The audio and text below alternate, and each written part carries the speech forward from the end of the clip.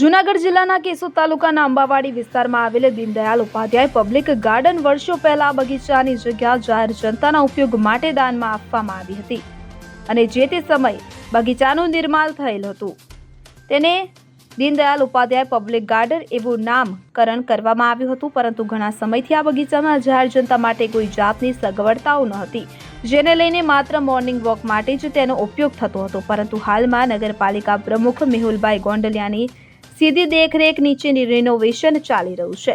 મોટાભાગનું કામ પૂર્ણ થઈ ગયું છે, ત્યારે આજરોજ આધુનિક ફુવારાનું ટેસ્ટિંગ કરવામાં આવ્યું હતું. આ દરમિયાન નગરપાલિકા પ્રમુખ મેહુલભાઈ ગોંડલિયા, કોર્પોરેટર સાગર બોરડ, જગદીશભાઈ લાડાણી, કિશન બોરડ પ્રમુખ ઉપસ્થિત રહ્યા હતા.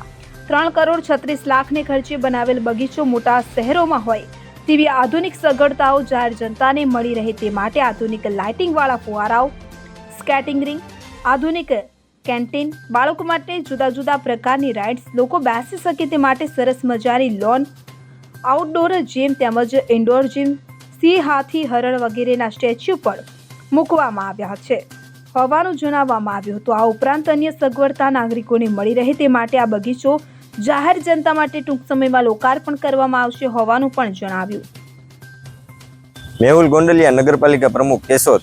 કેશોદની જાહેર જનતા માટે કેશોદ નગરપાલિકા દ્વારા બનાવેલો આધુનિક બગીચો જે 3 કરોડ ને 36 લાખના ખર્ચે, જેમાં વિવિધ સુવિધા પર જેમ મહાનગરોમાં બગીચા હોય એ ટાઈપનો બગીચો કેશોદમાં, જેમાં કે gym, indoor gym, outdoor gym, canteen, skating, yoga માટેના સ્ટેજ, બાળકો માટે પ્લેઇંગ એરિયા, વિવિધ સુવિધા પર બગીચો ટૂંક જ સમયમાં કેશોદ નગરપાલિકા દ્વારા કેશોદની જાહેર જનતા માટે ખુલ્લો મૂકવામાં આવશે. અનિરુદ્ધ બાબરિયા સાથે સીન 24 ન્યૂઝ, કેશોદ. હવે જુઓ દેશ દુનિયાની તમામ ખબરો તમારી આંગળીના ટેરવે. ઉઠાવો મોબાઈલ અને ગૂગલ પ્લે સ્ટોર પરથી ડાઉનલોડ કરો અમારી CN24 ન્યૂઝ મોબાઈલ એપ.